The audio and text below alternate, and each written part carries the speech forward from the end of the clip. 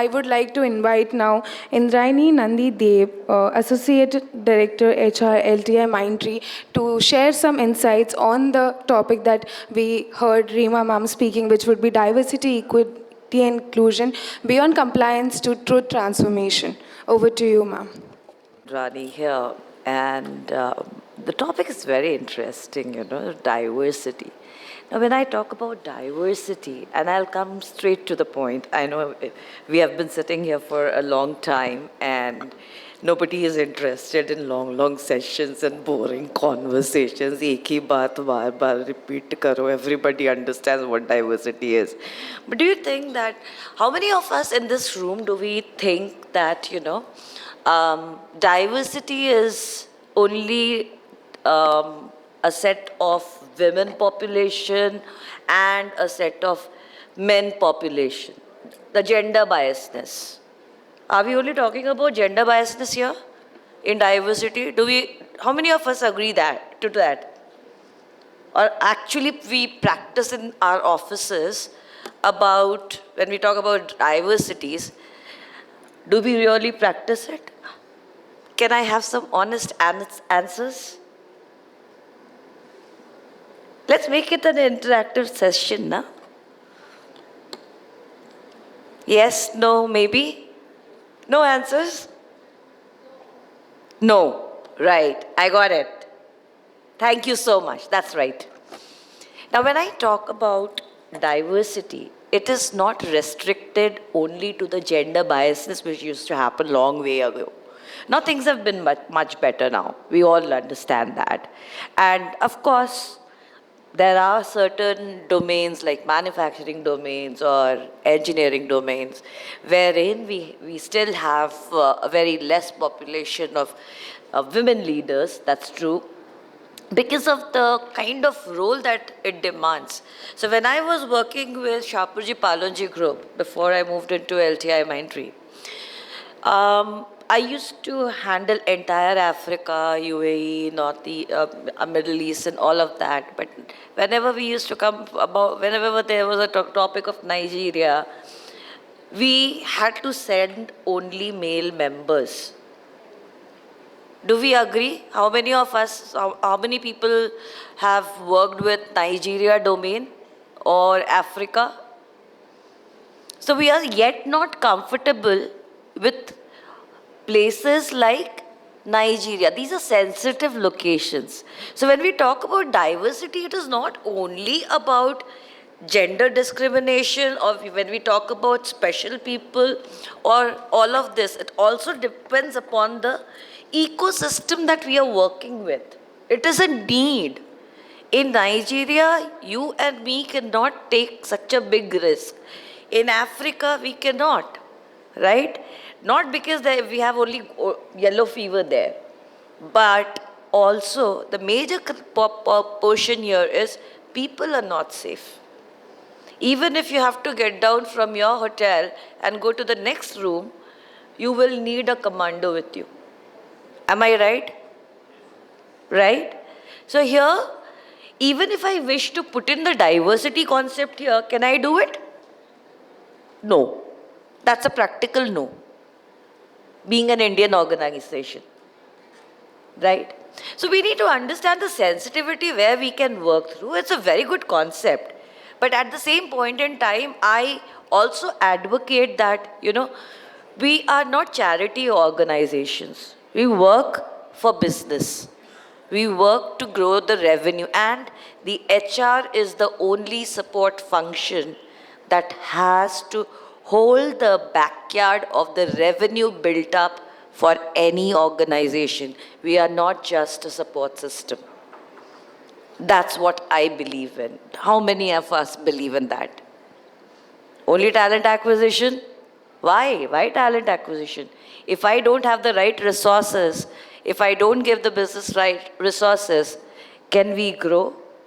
No, we can't, right? So it's very important to have a mix of the right set of people. I'm not sure. Actually, I'm not sure. if many of us or even a few of us are aware about Eureka Forbes call center, have you heard about the Eureka Forbes call center? Aquaguard call center and all? Do you know who work for them? It started long back and nobody has voiced them out and they haven't gotten a show shine about it. It's managed by all special people. So it's such a beautiful organization. See, we all, like when I was a part of TCS, we did so many Udan programs and other programs wherein we hired people from Kashmir. We went to Jammu Kashmir, we went and hired people from there because people were not getting work and we wanted to do something new, bring in something very, very fresh into all of it. But it all depends upon the climate that you are in, the coexisting factor that you should believe in, and a proper mix and churn. This is what I believe in. So diversity here for me is I put the right talent where they can be placed, they can be nurtured, and they can grow and they can start dreaming to be leaders. So such one organization I can talk about is Eureka Forbes, for sure. Even if I don't work for it, still I can appreciate. And we can learn many things from there. Similarly, with L&T, what we have started doing is for a long time, we have been doing in L&T is typically women who have moved out from their industries. You know, typically what happens, the moment you become a mom, so, I mean, you get so busy with your new child and everything, your career gets into haste and people also really start doubting or having a question whether you'll be able to focus or not, right? And in olden days, I still remember 15 years back, anybody who used to go for a maternity leave, I still remember they used to get a C rating even if the person used to be a A rater all through the service period. Have we not seen this in our lives, in our experience? We've all seen this, but we've overcome that phase. And that's one of the best things which has happened through all these conferences. Again, this is a part of a DEI initiative. We have come across all the barriers like these. And slowly and steadily, we will grow up. It is not a day, it's not something that you just can move out one day and you become a champ of everything. It will take some time. We will inherit and things will get on moving. But we need to understand what are the best practices the organizations are doing. That's the best, and that's the reason why we all are here in this forum even. So I was talking about maternity. Women moving out of the maternity for maternity leaves and, then suddenly they come back, they don't get the exact remuneration. So today, if I'm in the industry and I move out and I want to join any of your organizations and, or any organization, and somebody is very kind enough to offer me an appointment letter, right? Of course, with a good note and after we have a good conversation, I will get a hike of somewhere around, since I come from L&T or I come from a bigger organization, possibly the ratio would be maybe somewhere around 40 to 50% minimum in a decent organization, right?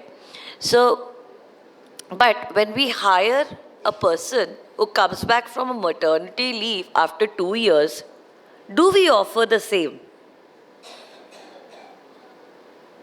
How many of us can put a hand on a heart and say that we offer them the same amount that they used to get or 30% more? Great. Wonderful. Which organization is that? Do we have a mic here? It would be really great this is what I wanted.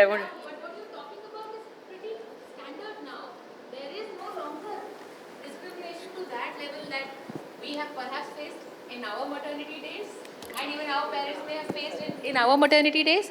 So you can't do that, even legally and otherwise also, because it is all visible. Legally, it was never possible. Ideally. And Legally, तो कभी possible ही नहीं था. we talk of being great places to work, so we better mean what we are saying Yeah. in that case, is what I would believe. Yeah. Yeah, but honestly, I'm not proud of it because this is basic. This is basic. If I had done something more of returning, ensuring these people return to work, which we also, by the way, try and do, and I'm sure all organizations here are working on those lines and making it more flexible, more easy, more manageable for them, especially in the early days when the child is young and paternity leave is picking up, not there yet in all organizations to the tune. So it's a given now. Just Lovely. like the 6 months leave, at least. No? Perfect. Oh my God. Because I've got from my maternity. Ha. So I strongly disagree with this statement, not in personal, but yes, I have faced that phase. Being an HR, I never know that I will go through this phase where a woman is questioned about her performance. And yes, exactly how you said, rated C. I was one of the good performance, but during my maternity, when I was on my maternity leave, it's not a leave actually. Every woman it should be, parent leave. Rather, it should be framed as maternity leave. It should be a parent leave where both comes together to take care of a Beautiful. newborn. So don't phrase it as a, maternity only for women. It's not for women, it's for the child. And I was not rated. I was given 10% hike. And that is also, they wanted. They cannot say no because that will undergo into a clause. So they have given just for a sake. And when I came back from maternity, my reporting manager very clearly, she stated, now you have a lot of responsibility. Yes, she said, you will have a lot of responsibility. You will take care of your own child, and who is there with you? Is there someone who can support? Will you be able to take, good projects and work on your KRA better how you were working before? A lot of questions being answered. And, now if I leave at 5, it takes me, so I've changed the organization because a lot of being questions. So still now when I need to travel 2.5 hours, I stay in Godbandar. My office is in JB Nagar. So every day I travel. And organization level, I show a face that I'm a performer. I am okay to come to office every day and sit, wherein a mother feeling is like, what my child is doing there. I can't. True. So Very true. I completely agree. Though we are developing, I see a lot of AI, a lot of, talks, but ground practice, mother in feeling is different than organization expects me to behave. So, And paternity leave is still 2 days. yeah, or maximum 7 4 days. days in my organization. Now there are a lot of nuclear family, not everybody likes to be in a joint family. So father, they can't come to, like my husband himself is feeling like he can't every day say to his boss, okay, I want to take care of my wife. We have a doctor's appointment. You have to do, and men's are in more. They want to take care of home. They want to take care of wife and the kid. They're also in the same boat. The boat is sailing because we wanted to support the career and family. Exactly. This is the, while we have advanced ahead, but we still carry the taboos. Thank you so much for having the courage to raise up and talk about the truth which is going around. And I also appreciate the lady out there for putting across, the kind of advancement that we are actually trying to bring into the organizations. See, we are the change managers. If we do not push in the efforts, who will do? Business unit heads, they are least bothered. They are only bothered about their revenues, and they get to know when the CEO hits them hard, why did you not reach out the revenue? They will not remember DEI questions or other questions, talent acquisition and all.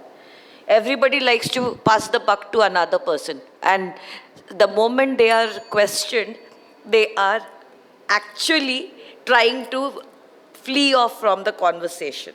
So my request to everybody would be, while we understand what DEI is, it's a sensitive subject, and we have moved very, very far ahead as compared to where we were.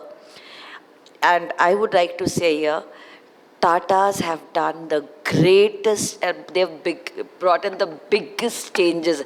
When I was with TCS, I worked with some of the major leaders, including Ratan Sir as well, in a couple of projects. I still remember when JRD introduced the system of creche in Tata Steel, the concept of having PF. So the creche system was the first step for DI, even those days. So it's not a practice that's come in today. It's a huge word today, but it's been there by leading leaders who have been very, very predominant in the industry, and they've been futuristic, to be very honest. And today, it is a vital subject for all of us to think of. We still have such examples. Let's all try, as HR leaders out here, to bring it down. And if it can happen with us in the HR fraternity, what is there ahead for our employees? It's a thought I leave to you. Thank you so much. Indrani ma'am, for sharing your insights on this. I would now request Tribhuvan sir to come on and felicitate ma'am for the session.